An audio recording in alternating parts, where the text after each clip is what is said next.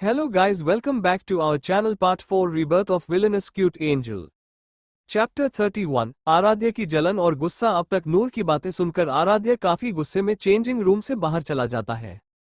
अब आगे अंडरस्कोर सबकी शॉपिंग हो जाने के बाद सभी घर के लिए निकल गए और वही नूर आज काफी परेशान थी। वो घर आता ही अपने रूम में चली जाती है और अपने रूम में बेड पर बैठकर अपना से बेड के किनारे से अपना सिर लगाकर ऊपर सीलिंग को घूमने लगती है। उसकी आंखों के सामने बार बार आराध्य के चेहरा और उसकी आंखों में अपने लिए जुनूनियत और जज्बात देखकर नूर को घबराहट हो रही थी। या यूं जितना वो से भागने की कोशिश कर रही थी उतना ही उसके पास खींची जा रही थी, जिससे नूर काफी परेशान थी। और इसी परेशानी के साथ ये दिन भी बीत गया। रात को नूर काफी मुश्किल से सोई थी।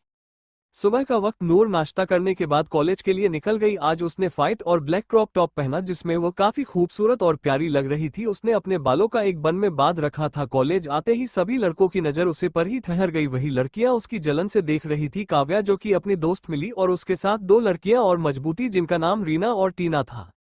टीना नूर को देखते हुए काव्या से बोली, अंडरस्को पहले ये कॉपी कैट तुम्हारे जैसी बन के कॉलेज आई थी और अब इसको पता नहीं क्या हो गया है, पर जो भी हो ये तो आराध्य करके लिए तुम्हारी कॉपी करती थी कि आराध्य कर उसे पर ध्यान देंगे, पर आराध्य सर ने इसको सबके सामने रिजेक्ट कर दिया तो इसने दूसरा तरीका उनके करीब जाने का रास्ता अपना लिया है। देखो कैसे खुद मेकओवर करके कॉलेज आ रही है। इसको लगता है कि आराध्य सर इस पर ध्यान देंगे। बेवकूफ कहीं कि यह कितनी भी खूबसूरत क्यों न बन जाए, हमें पता है कि आराध्य सर इसको कभी पसंद नहीं करेंगे। वो तो तुम्हें पसंद करते हैं ना, और तुम ही करते रहेंगे। ये बोलकर वो काव्य को देखने लगी। वही काव्य उसकी बात से शर्माने लगी और शर्माते हुए बोली, अंडरस्कोर टीना तुम भी कैसी बात कर रहे हो, ऐसी कोई बात नहीं है। हम तो सिर्फ आराध्य के दोस्त हैं, कुछ नहीं, और मुझे नहीं लगता क्या आराध्य पसंद करते हैं। वही उसकी बात सुनकर मिली भी टीना का साथ देते हुए बोली, अंडरस्को हाँ यार टीना बिल्कुल सही करिए, तुम हमारे आराध्य के लिए बिल्कुल सही हो और दिखने में कितनी मासूम और प्यारी हो, तो तुम्हें कौन नहीं पसंद करेगा। और रही बात आराध्य की, तो देख कितने प्यार से तुमसे बात करता है। माना हम दोस्त हैं पर फिर भी नूर के सामने तुम्हें हमेशा प्यार से बात की है, इसलिए हम सब जानते हैं वो तुम्हें पसंद करता है। चाहे दिखता नहीं हो पर वह सपोर्ट तो तुम्हें हमेशा करता है ना। वही उसकी बात सुनकर काव्या और शर्माने लगी। वही उसको शर्माने देखे वह तीनों हंसने लगी। वहीं नूर अपने दोस्तों के साथ क्लास में आई कि तभी उसकी नजर आराध्य से जा मिला, जो अपनी सीट पर बैठकर उसको ही देख रहा था। आराध्य को देखकर उनका कल का उनके बीच का पल याद आ गया और उसके थोड़े कन और गाल लाल हो गए, पर खुद को संभल के उसने अपनी नजर हटा ली और अपनी बेंच की तरफ जाकर अपने बेंच पर बैठ गई। और वही मानव, पाखी, वीर और राखी अपनी जगह पर जाकर बैठे हैं। वही नूर का यूं नजरें फेरना आराध्य को बिल्कुल भी अच्छा नहीं लगा। उसने गुस्से में अपने हाथों की मुठियां कस ली। वही तभी क्लास में टीचर आ गए और अपना लेक्चर देने लगे। नूर सारा ध्यान अपनी पढ़ाई पर दे रही थी, पर फिर भी उसको महसूस हो रहा था कि आराध्य उसको ही देखे जा रहा है। यह महसूस करते हुए उसकी काफी घबराहट और गुस्सा भी आ रहा था, पर उसने एक बार भी अपना सिर उठाकर आराध्य की तरफ नहीं देखा और अपनी पढ़ाई में लगी रही। कुछ समय बाद कर अपना लेक्चर देखे क्लासरूम से चले गए। उनके चले जाने के बाद कुछ स्टूडेंट कैंटीन के लिए चले गए तो कुछ लोग क्लासरूम में ही बैठे हुए थे और आपस में बात कर रहे थे। नूर भी अपने दोस्तों के साथ कैंटीन की तरफ जाने लगी। उसको ज्यादा देख आराध्य भी कैंटीन की ओर बढ़ गया उसके पीछे। उसके दोस्त भी चल दिए। नूर कैंटीन की तरफ बढ़ी रही थी कि तभी कोई आकर उसके गले लग गया। अचानक से किसी के गले लगने से नूर बिल्कुल चौंक गई और वही आराध्य को उसे इंसान पर काफी गुस्सा और उसकी जलन भी हो रही थी और वो घूरकर उसे इंसान को देख रहा था। वही नूर जो उसे इंसान के गले लगने से चौंक गई थी कि तभी उसकी कानों में आरव की आवाज सुनाई दी। तो यह कोई और नहीं आरव था। आरव उसको गले लगाए हुए ही बोला, अंडरस्को हाय दीदी आप कैसी हो और आप कॉलेज क्यों नहीं आई थी। यह बोलते हुए उससे दूर हो गया। वही उसकी बात सुनकर नूर के होठों पर प्यारी सी मुस्कान आ गई और वो आरव के बाल को सहलाते हुए बोली, अंडरस्को हम बिल्कुल ठीक हैं छोटा भीम, वो तो हम फिर भी किसी काम की वजह से रुक गए थे। और आप बताओ आपकी पढ़ाई कैसी चल रही है और अब कोई दिमाग में उल्टे सीधे ख्याल नहीं ना आते? अगर आते हैं ना तो निकाल दो, वरना ये देखते हो ना एक चमक लगाऊंगी तुमको अगर दोबारा ऐसा ख्याल आए तो। ये बोलकर उसको एक हाथ का थप्पड़ बनाकर दिखने लगी। और वही उसकी बात सुनकर आरव हंसते हुए बोला, अंडरस्को नहीं दीदी मेरे दिमाग में कोई उल्टे सीधे ख्याल नहीं आते। आपको मुझे करने की जरूरत नहीं है और मेरी पढ़ाई बहुत अच्छी चल रही है और मैं कोई भी उल्टी सीधी का ख्याल आने भी नहीं दूंगा। ये बोलकर उसके होठों पर मुस्कान आगे। कोई उसकी बात सुनकर नर और उसके दोस्त भी मुस्कुरा दिए। नूर अपने साथ कैंटीन चलने को बोल के कैंटीन की तरफ अपने कदम बढ़ा दिए। वही आराध्य जो कि आरव और नूर को देख रहा था, उसको बहुत जलन हो रही थी कि नूर किसी से इतनी हंसते हुए बात करते हुए देखा और गले लगाना तो उसको बिल्कुल भी पसंद नहीं आया था। उसको गुस्सा भी आ रहा था और मन में बोला, अंडस्को आपको गले लगाने का, आपको छूने का सिर्फ मेरा है, और हमसे बात करने वक्त तब आपको तो हंसी नहीं आती और दूसरों के से बात करने में आपको बड़ी हंसी आती है। मुझ में क्या कांटे लगे हैं जो मुझसे बात करते हुए गुस्से से लाल होती रहती हो, और इस वक्त इस बंदर से बात करते हुए तुम्हें बहुत हंसी आ रही है और इतनी प्यार से बात कर रही हो। तुमको इसकी पनिशमेंट जरूर मिलेगी महबूबा, तुम रेडी हो जाओ अपनी पनिशमेंट के लिए। ये सोचते हुए उसके होठों पर एक डेविल मुस्कान आ गई। चैप्टर 32 लाइब्रेरी में फोर्सफुली किस और काव्या की नफरत। अब तक अंडस्को आराध्य को आरव को नूर के गले लगने से जलन और गुस्सा दोनों हो रहे था, इसलिए उसने अपने मन में नूर को पनिशमेंट देने का सोच लिया था। अब आगे अंडस्को नूर अपने दोस्तों के साथ कैंटीन खाना खाने के बाद बाहर आई कि तभी उसकी याद है कि उसको एक बुक लाइब्रेरी से लेनी है, इसलिए उसने इन सबको देखते हुए बोली, अंडस्को तुम लोग चलो, मुझे लाइब्रेरी से एक बुक लेनी है, मैं आता हूँ। ये बोलकर वो अपने कदम लाइब्रेरी की तरफ बढ़ा दिया और वही उसके दोस्त क्लासरूम की तरफ चले गए। लाइब्रेरी में हर सेल्फ में जाकर नूर का बुक ढूंढने लगी। अब वो बुक ढूंढते हुए वो सबसे लास्ट में की सेल्फ में चली गई और वही बुक सेल्फ लास्ट में होने की वजह से वहां पर कोई भी लाइब्रेरी में बैठे स्टूडेंट दिखाई नहीं दे रहे थे और थोड़ा अंधेरा भी था कि तभी कोई उसकी कमर को उसको अपनी तरफ किया और उसके होठों को अपने होठों में कैद करके फोर्सफुली किस करने लगा। और वही नूर इस हरकत की वजह से पहले तो डर गई, पर उसको जल्दी जानी पहचानी एहसास हुआ। अब वो समझ गई कि कोई और नहीं आराध्य है, वही आराध्य उसको गुस्से और जलन के साथ उसको रूड तरीके से किस कर रहा था और साथ ही साथ बाइट भी कर रहा था। वही नूर उसको दूर करने की कोशिश करने लगे, पर हर बार की तरह इस बार भी वे आराध्य को खुद से दूर नहीं कर पा रही थी, इसलिए उसने कोशिश करना बंद कर दिया और शांति से खड़ी हो गई, क्योंकि वो जानती थी कि जब तक आराध्य का मन नहीं भर जाता वो उसे नहीं छोड़ेगा। और उसके किस करने से ये भी समझ गई कि आराध्य जरूर किसी बात का गुस्सा निकल रहा है, इसलिए उसको शांत करने के लिए उसने अपने हाथ को आराध्या के बारे में सहलाने शुरू कर दिया, जिससे आराध्य का गुस्सा शांत हो और वह उसे छोड़ दे। वही धीरे धीरे आराध्य का गुस्सा शांत होने लगा और वह प्यार और शिद्दत से नूर को किस करने लगा। लगभग 30 मिनट के बाद नूर की सांसें उखड़ने लगे, तब जाकर आराध्य ने उसके होठों को आजाद कर दिया। वही उसके आजाद करते हैं नूर उसके सीने पर सिर रखे अपनी सांसों को काबू में करने लगी। कुछ समय बाद वो बिल्कुल शांत हो गई और आराध्य से दूर हो और उसको घूमते हुए बोली, अंडस्को आप क्या सच में पागल हो गए हैं? ये क्या हरकत करते रहे थे आप? क्या आपको सच में दौड़ा पड़ता है क्या पागलपन का? ये बोलते हो उसको घूरने लगी। वही उसकी बात सुन के आराध्य उसकी आंखों में देखते हुए उसको घूरते हुए बोला, अंडस्को इसकी वजह तुम हो महबूबा, इसमें मेरी कोई गलती नहीं है। मैंने पहले ही बोला था मुझे पसंद नहीं कि इसमें मेरी कोई गलती नहीं है। मैंने पहले ही बोला था कि लड़कों से दूर रहना, तो तुम्हारी हिम्मत कैसे हुई उसे बंदर को गले लगाने की? यह तो तुम्हारी छोटी सी पनिशमेंट है। अगर दोबारा तुमने किसी भी लड़की को गले या खुद को छूने दिया, मैं क्या करूंगा यह मैं भी नहीं जानता, इसलिए दूर रहो, ये तुमको लास्ट वार्निंग है। ये बोलते हो उसको घूरने लगा।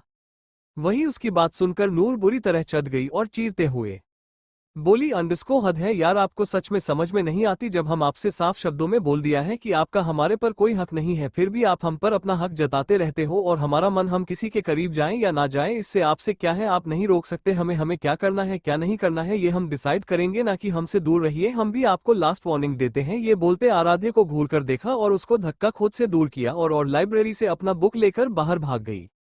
वही उसकी जाती देख अपने हाथों को पेट के पॉकेट में डालते हुए होठों पर डेविल मुस्कान के साथ बोला, अंडस्को लगता है तुम्हें अपनी दुनिया में कैद करना ही होगा। महबूबा मैं नहीं चाहता था कि तुम्हें मैं अपनी दुनिया में कैद करूं, पर तुम मुझे अपनी दुनिया में कैद करने पर मजबूर कर रही हो। और रही बात आपकी कि यह हक, मैं जल्दी ही तुमको बताऊंगा कि मैं किस हक से तुम्हारे करीब आता हूं। ये बोलते हुए उसके होठों पर एक जहरीले मुस्कान आ गई और वो तेज कदमों से लाइब्रेरी से निकल गया। वही उसे सेल्फ के पीछे एक जोड़ी आंखें जो कुछ से और नफरत से उसे जगह को देख रहे थे जहां पर अभी अभी आराध्य और नूर एक दूसरे के बेहद करीब थे और उसकी आंखों में आंसू भी थे। और यह कोई और नहीं काव्या थी, जो कि लाइब्रेरी में आराध्य के पीछे आई थी। और उसने जब आराध्य को नूर को किस करते हुए देखा तो वो बिल्कुल हैरान हो गई और उसके पैरों तले जमीन की सके, पर उसकी आंखों में तुरंत ही नूर के लिए नफरत और गुस्सा दिखाई देने लगा। वो उसे जगह को होते हुए अपने मन में बोली, अंडस्को नहीं नूर, तुम मुझे आराध्य को छीन नहीं सकती, ऐसा मैं होने नहीं दूंगी। तुमने गलती कर दी। आराध्य के इतने करीब जाकर उनके करीब जाने का हक सिर्फ और सिर्फ मेरा है। मैं तुम्हें इसकी सजा देकर रहूंगी। अब तुम देखते जाओ मैं क्या करती हूँ। मैं सबकी नज़र में तुमको गिरा कर दूंगी और आराध्य की नज़र में इतना गिराऊंगी और तुमको आराध्य से दूर करके रहूंगी, नर्क बना दूंगी मैं तुम्हारी जिंदगी। बस तुम देखते जाओ मैं क्या क्या करती हूँ तुम्हारे साथ। यह बोलते हुए उसकी आंखों में नफरत और बेशुमार गुस्सा नूर के लिए दिखाई दे रहा था। वही इन सब से बेखबर नूर अपने दोस्तों के पास आ गई। वही उसके आते हैं पाखी बोली अंडरस्को इतनी देर क्यों हो गई, नूर कहाँ रह गई थी, तो कब से वेट कर रहे हैं तेरा, और तेरा फेस इतना लाल क्यों पड़ा है। जिसे सुनकर नूर हड़बड़ा गई, पर खुद को संभालते हुए नूर बहाना बनाते हुए बोली अंडरस्को वो मैं वॉशरूम चली गई थी इसलिए थोड़ा टाइम लग गया बस, इसलिए ये बोलकर अपनी जगह बैठ गई और अपने साथ जो बुक लाई थी उसे पढ़ने लगी कि तभी क्लासरूम में आराध्य भी आ गया। उसकी नजर नूर पर चली गई जो कि बुक पढ़ने में बिजी थी। नूर को एक नजर देखा, वह भी अपनी जगह जाकर बैठ गया और वही उसके आते हैं नूर तिरछी नजरों से आराध्य को दिखा, फिर अपने बुक ध्यान से पढ़ने लगी। चैप्टर 33 नूर की खूबसूरती और आराध्य के दिल की धड़कन।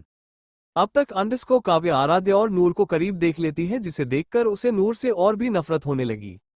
अब आगे अंडरस्को कब 2 हफ्ते बीत गए पता ही नहीं चला और आज ईशानी और राजवीर का एंगेजमेंट का दिन भी आ गया। यह एंगेजमेंट राजावत मेंशन में ही होने वाला था। मलिक हाउस ईशानी का कैमरा। ईशानी इस वक्त शीशे के सामने बैठी हुई थी और मेकअप आर्टिस्ट उसका मेकअप करने में लगे हुए थे। ईशानी ने इस वक्त मेहरून कलर का लहंगा पहना था जिसमें वो काफी खूबसूरत लग रही थी और लाइट मेकअप हो जाने के बाद ईशानी के खूबसूरती में 4 चांद लग गया था। तभी उसके कमरे में शालिनी आते हैं जिन्होंने गोल्डन रेड कलर का बनारसी साड़ी पहन रखा था जिसमें वो काफी खूबसूरत लग रही थी। ईशानी को देखकर वो थोड़ा इमोशनल हो गई और उसके कानों के पीछे काला टीका लगाते हुए बोली अंडरस्को आपको किसी का नजर ना लगे, बच्चे सच कहते हैं लोग बेटियां बहुत जल्दी बड़ी हो जाती हैं। हर माँ बाप का सपना होता है बेटियों को शादी के जोड़े में देखना, पर जब बेटियां दुल्हन के रूप में उनके सामने आती हैं तब उनको एहसास होता है कि अब बेटियां उनकी थी ही नहीं, वह तो दूसरे की अमानत थी जिसे उन्होंने संभाल के रखा था और एक न एक दिन उसको अमानत को उनका सौंपना पड़ता है। ये बोलते हुए उनकी आंखों में नमी आ गई। वहीं उनकी बात सुनकर ईशानी के भी आंखों में आंसू आ गए। तभी उन लोगों को पीछे से नूर की आवाज आई तो दोनों ने पीछे पलट के देखा जहां पर नूर ईशानी के कमरे के गेट के पास खड़ी थी। अब उनकी नजर नूर पर गई तो वह दोनों लोग बिना पलक झपक नूर को देखने लगे क्योंकि नूर काफी खूबसूरत और प्यारी लग रही थी। नूर ने इस वक्त पीच कलर का लहंगा पहन रखा था जिस पर बाहर खुले हुए कानों में झुमके, आंखों में काजल, रेड लिपस्टिक और लाइट में मेकअप के साथ वह काफी खूबसूरत लग रही थी। ऐसा लग रहा था जैसे कोई परी आसमान से जमीन पर आ गई हो। वहीं नूर चलते हुए शालिनी जी और ईशानी के पास आती है। उन दोनों को देखते हुए बोली अंडरस्को अरे आप लोग क्यों इमोशनल हो रहे हो, अगर आप लोग इमोशनल हो जाओगे तो आप लोग की जो मेकअप किया गया है ना वो सब खराब हो जाएगा और मैं नहीं चाहती कि हमारी दीदी के शादी में दीदी हमारी चुड़ैल लग वरना जीजू भाग जाएंगे। ये बोलकर हंसने लगी। वही उसकी बात सुनकर ईशानी चीड़ गई, उसके कंधे पर मरते हुए बोली अंडरस्को नूर की बच्ची कुछ ज्यादा ही नहीं बोलता है, तू ज्यादा तो चप्पल मत कर वरना मैं तेरे को चुड़ैल बना दूंगी। यह बोलकर उसको होने लगी।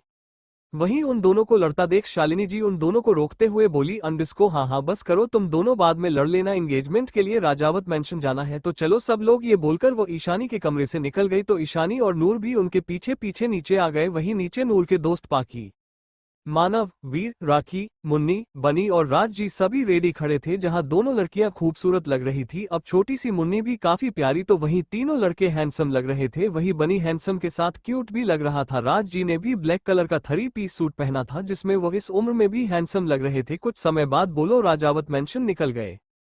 वही राजावत मैंशन काफी खूबसूरती से सजाया गया था और बड़े बड़े बिजनेसमैन भी आए हुए थे इस एंगेजमेंट को अटेंड करने के लिए, क्योंकि कमलेश राजावत के बड़े पोते की एंगेजमेंट जो थी। वही मैंशन के अंदर राजवीर का कमरा मरा। राजवीर ने इस वक्त मेहरून कलर का शेरवानी पहन रखा था जो राजवीर पर काफी जच रहा था और वो काफी चार्मिंग और हैंडसम लग रहा था और आज उसके फेस पर एक प्यारी सी मुस्कान भी थी क्योंकि उसकी मोहब्बत आज ऑफिशियल उसकी फियांसे से बनने वाली थी।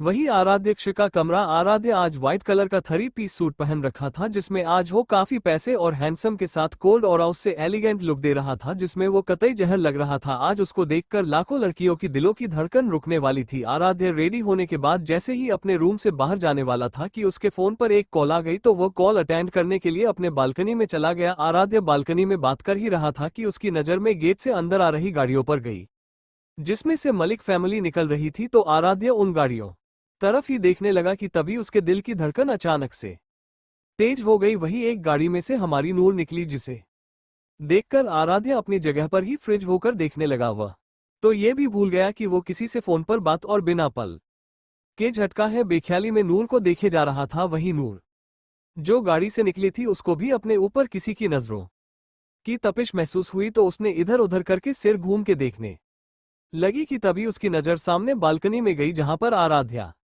खड़ा उसी को एक तक देखे जा रहा था। आराध्य को देखकर एक पल के लिए तो नूर नजरें भी आराध्य पर ही ठहर गई और वह भी बिना पलके झुकाए आराध्य को देखने लगी, पर जल्दी ही खुद को संभाल के उसने मुंह बनाते हुए अपनी नजरें आराध्य से हटा ली और सबके साथ अंदर की तरफ बढ़ गई और उसको ऐसा करते देखा आराध्य के होठों पर मुस्कान आ गई और वो उसको जाते हुए देखकर ही अपने दिल पर हाथ रखते हुए बोला, अंडरस्को महबूबा, लगता है तुम मेरी जान लेकर रहोगी, तुम्हारी एक खूबसूरती और क्यूटनेस एक दिन मेरी जान लेकर ही मानेगी। यह बोलकर उसके होठों पर एक गहरी मुस्कान आ गई। फिर वह भी अपना फोन अटेंड करने के बाद कमरे से निकल गया। चैप्टर 34 इंगेजमेंट और डांस परफॉर्मेंस। अब तक अंडरस्को नूर को देखकर आराध्य की दिल की धड़कन बढ़ गई और वो एक तक नूर को देखने लगा है। अब आगे अंडरस्को गार्डन एरिया, जहां पर एंगेजमेंट की तैयारी की गई थी। इस पार्टी में बड़े बड़े बिजनेसमैन और सेलिब्रिटी भी आए थे। मलिक परिवार के आते हैं राजावत परिवार ने उनका स्वागत किया और वही सीमा जी ईशानी के देख उसकी बलिया लेते हुए बोली, अंडरस्को हाय मेरी बच्ची, कितनी प्यारी लग रही है, आपको किसी की नजर ना लगे बच्चे। ये बोलकर उसकी बालियां ले ली तो वही उसके पास खड़ी नूर मुंह बनाते हुए बोली, अंडरस्को अरे क्या मैं अच्छी नहीं लग रही, आप तो मेरी बालियां ले ही नहीं रही। यह बोलकर अब मासूमियत से अपने पाल के झपकाने लगी। वही उसकी मासूमियत भरी बातें और उसकी हरकतें देखकर राजावत परिवार के होठों पर मुस्कान आ गई तो सीमा जी उसकी भी बालियां लेते हुए बोली, अंडरस्को अरे आप तो सबसे ज्यादा प्यारी लग रही है, बिल्कुल परी की तरह। ये बोलकर उसकी भी बालियां उतार ली और उसके माथे पर एक प्यारा सा किस कर दिया, जिससे नूर के होठों पर एक प्यारी सी मुस्कान आ गई। वो सीमा जी के गले लगा और उनके गालों पर किस करते हुए बोली, अंडरस्को और आप बहुत ज्यादा ब्यूटीफुल लग रही हो दादी, बिल्कुल हेमा मालिनी की तरह। आज तो आपको देखकर दादाजी से आपसे दोबारा मोहब्बत हो जाएगी। यह बोलकर अपनी एक आंख मार दी तो सीमा जी उसकी कान पकड़ मोड़ते हुए बोली, अंडरस्को बदमाश, अपनी दादी से बदमाशी करोगी शैतान कहीं की। तो वही अपना कान छुड़ाते हुए बोली, अंडरस्को आ दादी माँ दर्द हो रहा है, छोड़ दीजिए वरना मेरे कान लंबे हो जाएंगे। ये बोलकर मासूम सा फेस बना लिया तो दादी ने उसकी कान को छोड़ दिया। उसकी शैतानियां और बदमाशियां देखकर सब मुस्कुराए जा रहे थे। वहीं कुछ देर पहले आराध्य पार्टी में आया था, उसकी भी नजर नूर पर आई थी और उसको ऐसे बदमाशी और शैतानी करते थे। उसके होठों पर भी एक प्यारी सी मुस्कान थी। वही राजवीर एक तक ईशानी को देखे जा रहा था और यह बात ईशानी भी नोटिस कर रही थी, पर उसको तो बहुत शर्म आ रही थी। उसने धीरे से अपनी नजर उठाकर राजवीर को दिखा, जिसे देख राजवीर के होठों पर एक प्यारी सी मुस्कान आ गई। पंडित जी के बुलाने पर सब लोग स्टेज पर आ गए और राजवीर और ईशानी दोनों आमने सामने खड़े हो गए और कुछ मंत्र पढ़ने के बाद पंडित जी ने उनको एक दूसरे को अंगूठी पहनने को कहते हैं तो ईशानी पहले राजवी को अंगूठी पहनती है। इसी के साथ पूरे गार्डन में तालियां बजने लगी और स्टेज के ऊपर फूलों की पंखुड़ियां गिरने लगी। ईशानी के पहनने के बाद राजवीर ने भी ईशानी के हाथों में अपने नाम की अंगूठी पहने तो एक बार फिर सबने तालियां और उनको बधाई देने लगे। सगाई हो जाने के बाद ईशानी और राजवीर ने अपनी बड़ों का आशीर्वाद लिया और स्टेज पर रख सोफे पर दोनों बैठ गए और वही आराध्य स्टेज पर नूर के बिल्कुल पास में खड़ा था और बिना किसी की नजर में आए उसने नूर के हाथ को अपने हाथों में थाम रखा था। वही नूर अपना हाथ छुड़ाने की कोशिश करने में लगी हुई थी। आराध्य उसको हाथ को छोड़ना ही नहीं चाहता था और वो बिल्कुल शांति से खड़ा सामने की तरफ देख रहा था। तो नूर अपना हाथ छुड़ाने हुए धीरे से बोली, अंडरस्को मिस्टर एक्डू सिंह राजावत, क्या कर रहे हो, मेरा हाथ छोड़िए वरना कोई देख लेगा। आपका दिमाग तो नहीं ना खराब हो गया है जो ऐसी बचकानी हरकतें कर रहे हैं। ये बोलकर उसको घूरने लगी। वही उसकी बात सुनकर आराध्या धीरे से मुस्कुराया और उसकी तरफ थोड़ा सा झुके उसके कान में बोला, अंडरस्को महबूबा, मुझे ये बचकानी हरकतें तुम्हारे साथ करने में मजा आता है, मेरा प्यार जताने का एक तरीका है। अब ये तुमको बचकानी लगे तो यही से मैं तो नहीं छोड़ने वाला। ये बोलकर अपनी पकड़ और भी मजबूत कर ली और वही उसकी बात सुनकर नूर लाचारी से आराध्य की तरफ देखने लगी, क्योंकि उसको पता था कि लाख कोशिश करने के बाद भी वह आराध्य को मन नहीं सकते, इसलिए वो चुपचाप खड़ी हो गई। वहीं कुछ दूर पर मिली और काव्या एक साथ खड़ी थी और काव्य की नजर बराबर नर और आराध्य पर टिकी हुई थी। नूर को आराध्य के इतने पास देखकर काव्या का खून खौल रहा था और उसने गुस्से में अपनी मुठिया जोर से काश रखी थी और जानलेवा नजरों से नूर को घूरते हुए अपने मन में बोली, अंडरस्को तुम बहुत बड़ी गलती कर रही हो नूर, इसकी सजा तुम्हें जरूर मिलेगी और उसकी शुरुआत आज से ही होगी। यह सोचकर उसके होठों पर एक शैतानी मुस्कान आ गई और उसने अपना फोन निकालकर किसी को मैसेज किया।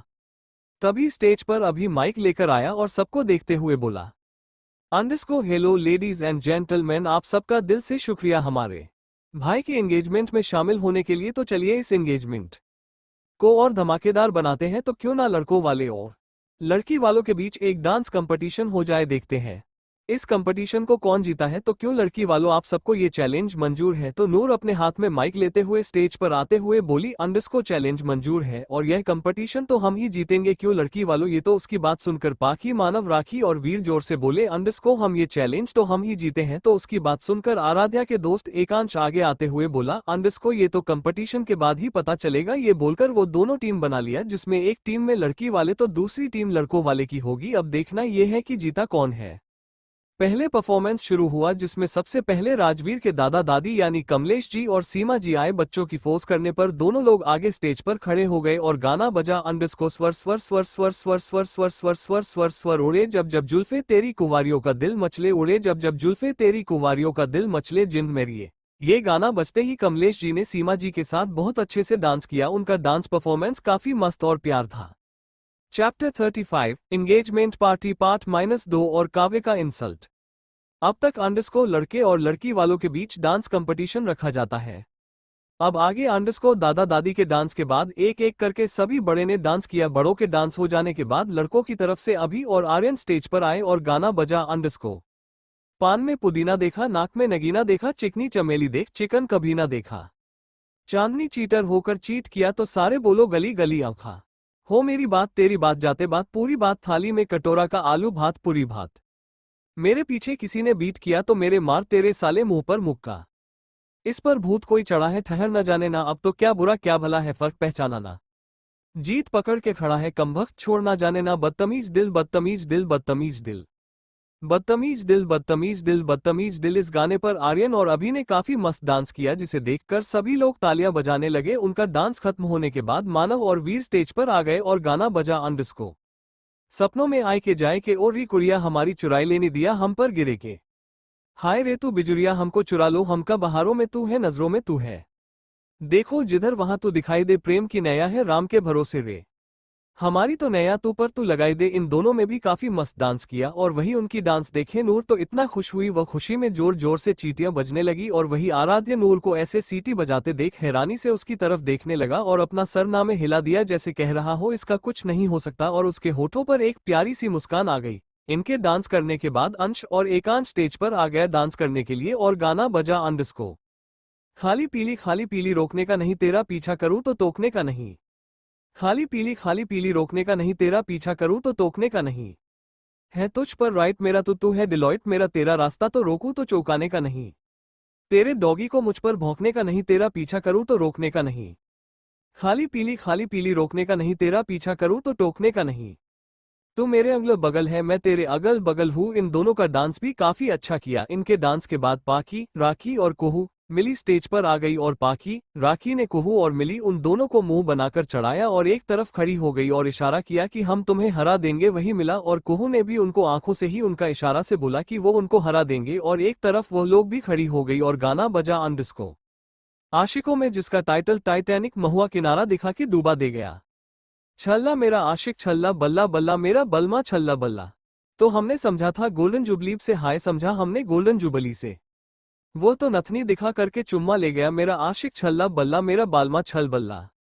इस गाने पर चारों ने मस्त डांस किया और दोनों एक दूसरे को बराबर की टक्कर दे रही थी। गाना खत्म होने के बाद चारों नीचे आ गई तो अब बची थी दो लोग, एक काव्या और नूर। काव्या तो आराध्या के साथ डांस करना चाहती थी, इसलिए उसने आराध्या की तरफ देखा जो उसे कुछ दूर पर खड़ा था, पर उसकी नजरें नूर पर ही टिकी हुई थी जो सबका डांस देखकर खुश हो रही थी और तालियां और सीटी बजा रही थी। वही उसको ऐसे देखकर उसको गुस्सा आया, पर फिर भी अपने गुस्से कंट्रोल करते हुए वो आराध्या के पास आ गई और उसने आराध्या को देखते हुए बोली, अंडरस्को आराध्या क्या आप हमारे साथ डांस करेंगे? ये बोलकर उम्मीद भरी नजरों से उसको देखने लगी। वही आराध्या जो नूर को देखने में बिजी था, काव्या की आवाज सुनकर उसकी तरफ देखा और बिना किसी भाव के बोल, अंडरस्को मुझे कोई इंटरेस्ट नहीं है डांस करने में, तुम्हें डांस करना है तो जाकर करो पर मैं नहीं जा रहा है। ये बोलकर अपनी नजरें घूम ली और काव्या को बिल्कुल इग्नोर कर दिया। वही उसके ऐसे करने पर काव्या को बुरा लगा और उसको गुस्सा भी आ रहा था, पर वो कुछ नहीं कर सकती थी, इसलिए मन मार के स्टेज पर चली गई और गाना बजा, अंडरस्को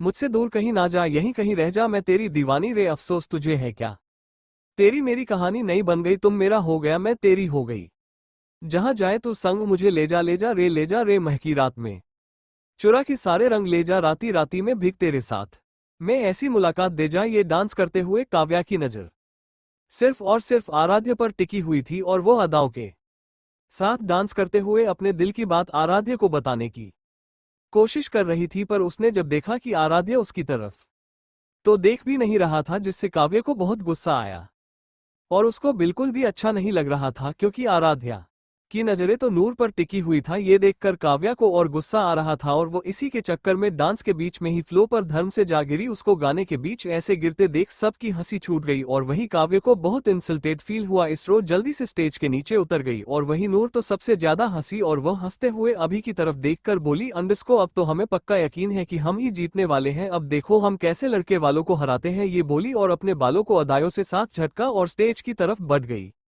Thanks for watching video. Subscribe for more interesting story audio.